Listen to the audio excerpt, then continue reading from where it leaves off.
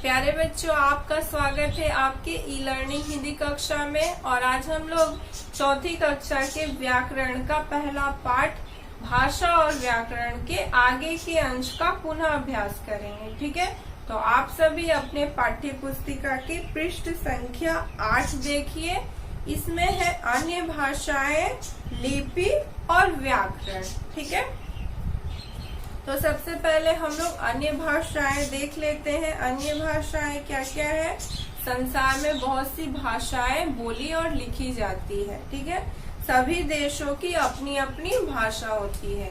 जितने सारे देश है, सभी देशों की अपनी अपनी भाषा होती है। जैसे आप सभी को मालूम है कि जापान में जापानी बोली जाती है, जर्मनी में जर्मन, फ्रांस में फ्रेंच, स्पेन में स्पेनिश आदि भाषाएं बोली जाती है। ठीक है, हिंदी भारत की राजभाषा है। हिंदी हमारे भारत की राजभाषा है और हिंदी को ही भारत की राष्ट्रीय भाषा कहते हैं। क्यों कहते हैं?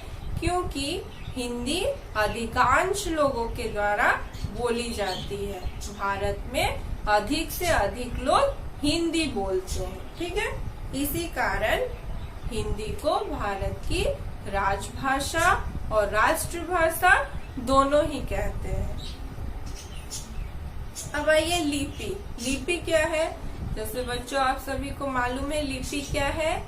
जब हम लोग भाषा को लिखित रूप दे देते हैं तो वो क्या कहलाता है? लिपि कहलाता है। ठीक है, तो लिपि की परिभाषा देखिए। भाषा को लिखने के लिए निर्धारित चिन्हों को लिपि कहते हैं। भाषा को लिखने के लिए जो चिन्ह निर्धारित किए गए हैं उसे ही लिपि कहा जाता है। ठीक है, जैसे देखिए अलग अलग भाषाओं की अलग अलग लिपियां होती है।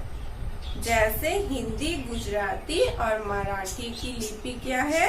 देवनागरी। पंजाबी की लिपि गुरुमुखी, बांग्ला की लिपि बांग्ला, उर्दू की लिपि फारसी और अंग्रेजी की लिपि रोमन।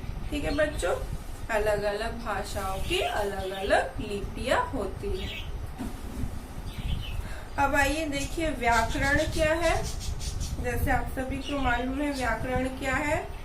यहाँ उदाहरण कुछ दिए गए हैं। ऋतु नाच रहा है, चित्र के माध्यम से दिया गया है, और दूसरे चित्र के माध्यम से वाक्य है मेरे को अपनी माँ के साथ जाना है। अब देखिए पृष्ठ संख्या 9। तो बच्चों जैसे आपको मालूम है ये दोनों वाक्य ही गलत है। क्यों गलत है? क्योंकि यहाँ पर व्याकरण के अशुद्ध रूप का प्रयोग किया गया है। ठीक है, तो शुद्ध रूप क्या होगा? शुद्ध होगा ऋतु नाच रही है, और दूसरा शुद्ध रूप क्या होगा?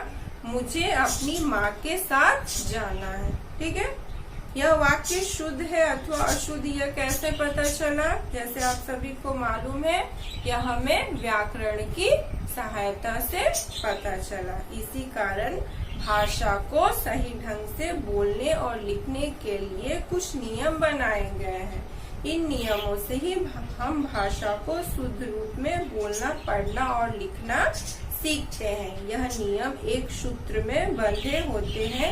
यह सूत्र ही व्याकरण कहलाता है। ठीक है, व्याकरण की सहायता से ही हम लोग भाषा को सही ढंग से बोलते, लिखते और पढ़ते हैं। ठीक है, अगर व्याकरण नहीं होती तो हम लोग भाषा के अशुद्ध रूप का प्रयोग करते।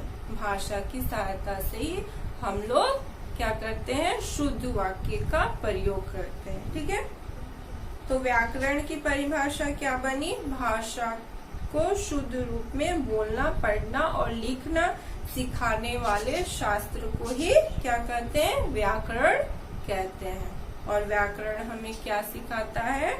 3 बातें सिखाता है। पहला है शुद्ध बोलना, शुद्ध पढ़ना और शुद्ध लिखना। व्याकरण हमें 3 बातें सिखाता है। पहला है शुद्ध बोलना, दूसरा है शुद्ध पढ़ना और तीसरा है शुद्ध लिखना। ठीक है, तो आप सभी को व्याकरण समझ में आ गई होगी। तो आपकी पाठ यहाँ समाप्त हो चुकी है। तो आज के लिए यहीं तक, धन्यवाद।